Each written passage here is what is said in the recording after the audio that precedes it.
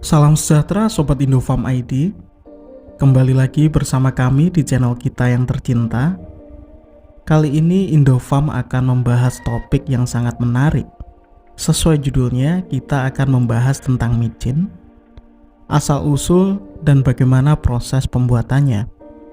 Biar nggak penasaran, yuk langsung saja kita simak videonya hanya di Indofarm ID.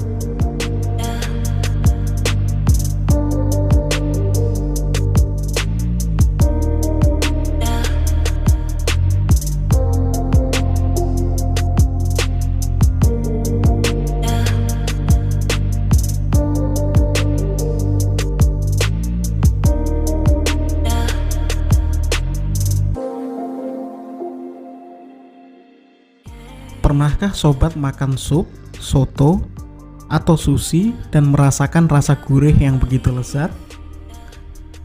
Rasa gurih yang begitu lezat dari makanan tersebut berasal dari bahan yang disebut asam glutamat.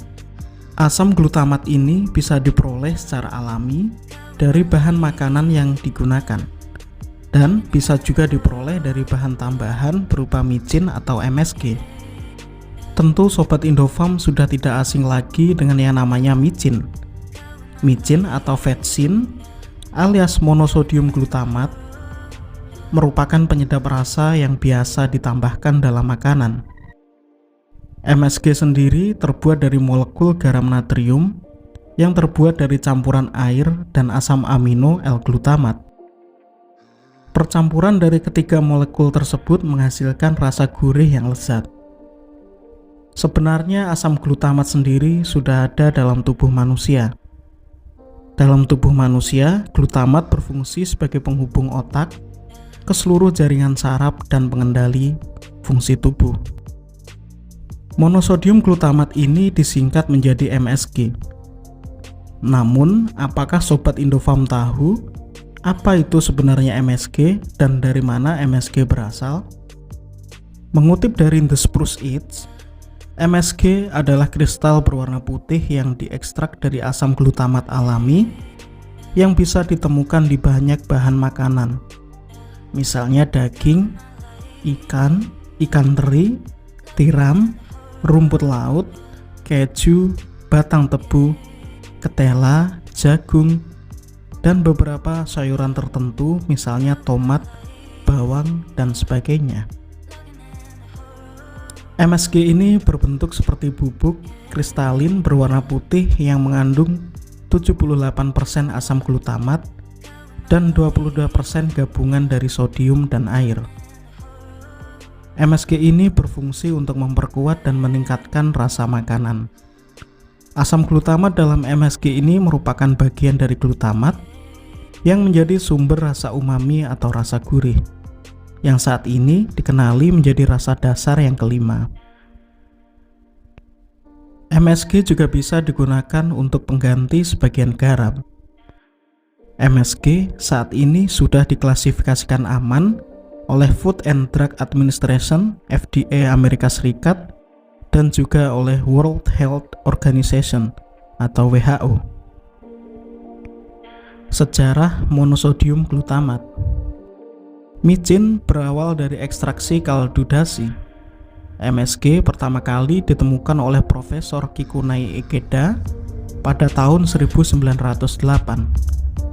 Setelah pulang dari beasiswa untuk menuntut ilmu kimia di Jerman dan berguru dengan Profesor Ostwald, Profesor Ikeda merasa penasaran bagaimana orang-orang Jerman nutrisinya begitu bagus sehingga rakyatnya memiliki postur tubuh yang jauh lebih tinggi daripada orang Jepang.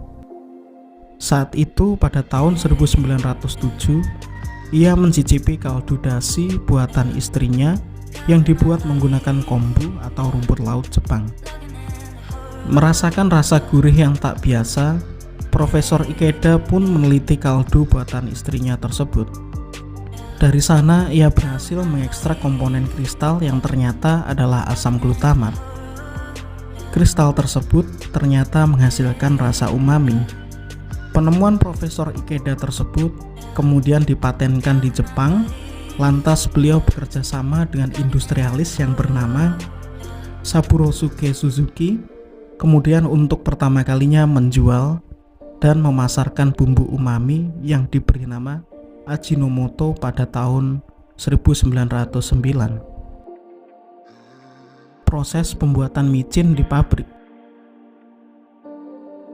Kini MSG tak lagi diekstrak dari kaldu rumput laut. MSG atau micin yang sering kita temukan dalam bentuk kristal di supermarket, kini biasanya dibuat melalui proses fermentasi bahan-bahan nabati seperti batang tebu, gula bit, singkong, atau jagung. Bahan-bahan tersebut kemudian difermentasikan menggunakan mikroba yang memproduksi asam glutamat. Langkah pertama, tepung tapioka dan molases atau tetes tebu dicampur untuk diubah menjadi glukosa lebih dahulu. Glukosa kemudian akan dimasukkan ke dalam tangki fermentasi. Selanjutnya, mikroorganisme fermentasi kemudian ditambahkan. Mikroorganisme tersebut kemudian akan memakan glukosa dan mengubahnya menjadi asam glutamat. Setelah proses fermentasi selesai, asam glutamat tersebut akan berubah menjadi larutan MSG.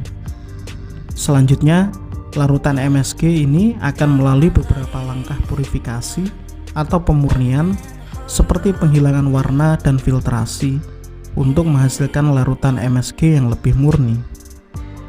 Setelah itu, larutan MSG murni dikristalisasikan dengan alat evaporasi untuk menghasilkan kristal MSG berwarna putih.